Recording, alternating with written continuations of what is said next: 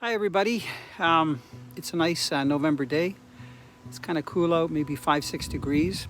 I just wanted to share something about wrapping your boat or using a tarp instead of a boat cover, and how I actually manage to support the cover so that rain and snow won't get in it over the winter time.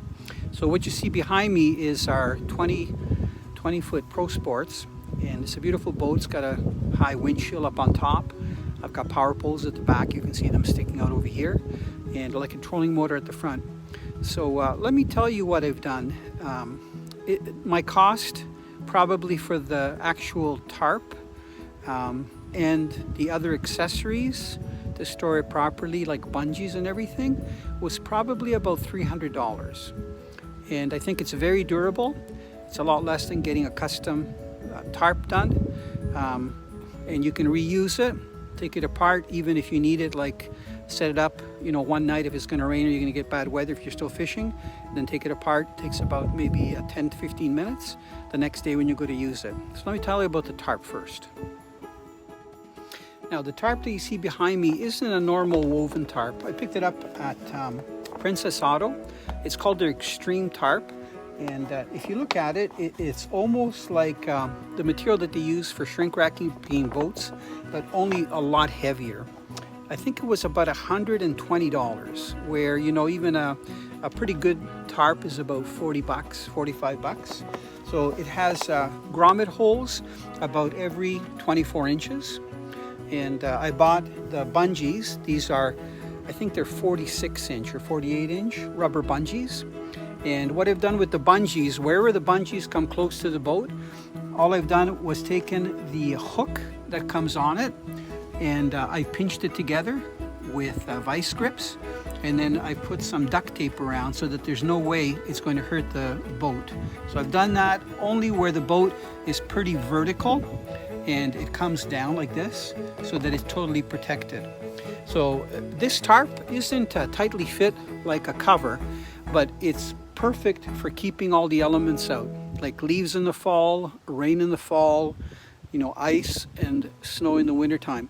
But the big deal about this is, it doesn't matter what kind of a cover tarp you have, if you don't have it sitting properly where the water can drain down, it's a real issue, because water will accumulate, especially in the wintertime. It'll freeze or snow will melt and then get packing, and then it'll probably rip your tarp or your cover because it doesn't have any way to drain off. So let me explain to you what I've done here. First of all, from the outside, then we'll go inside and I'll show you all the connections. I'm up on a ladder just to show you a wide view. So you can see right here, this is my electric trolling motor at the front of the boat. You can see that down the center line of the boat right here, it's actually raised up, and there's like a V formed on either side.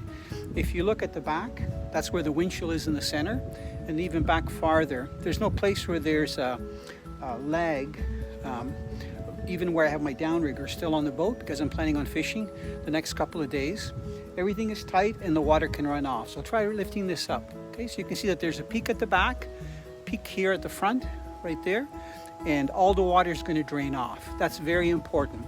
Now let me climb inside the boat and I'm going to show you how I did that. Very inexpensive. You can get the parts locally and everything can come apart. Nothing is permanent. If I look a little bit blue, it's because I'm underneath this blue tarp and we're getting low light. So this is the tarp.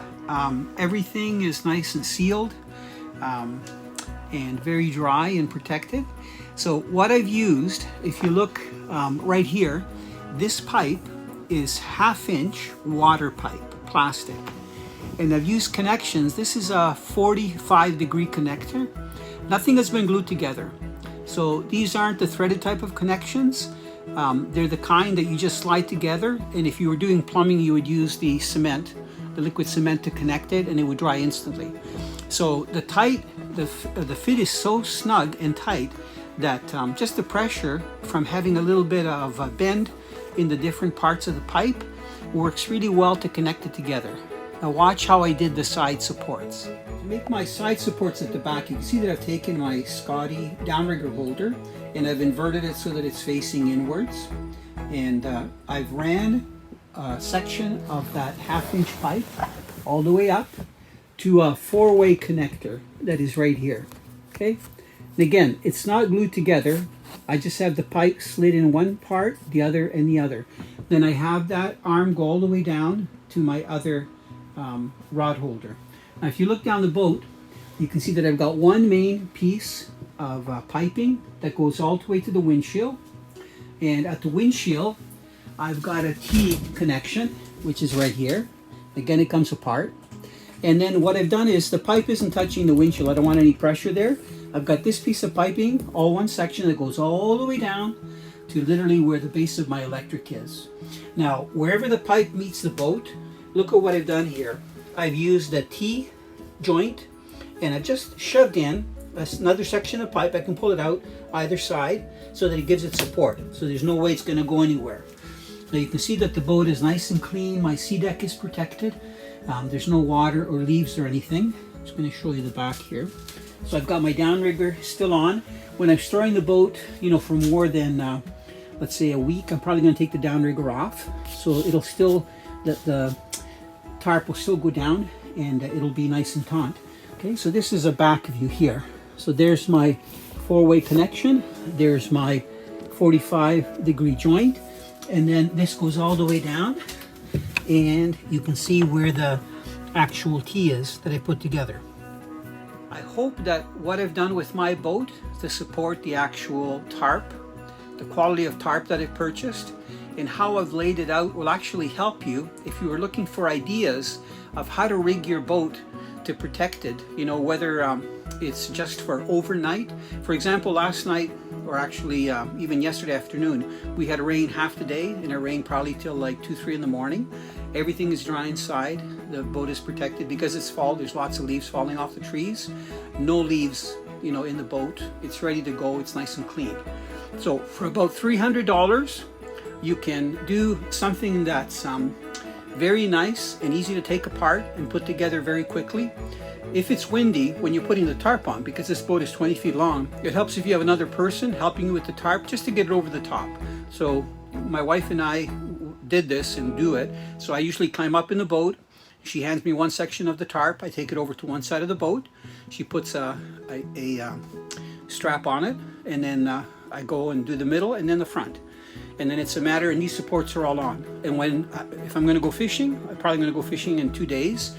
The tarp's going to come down, the supports are going to come off, and I can section them, put them in the garage until I come back up and then do it again. So it's a very easy, inexpensive way to really protect your boat from the elements.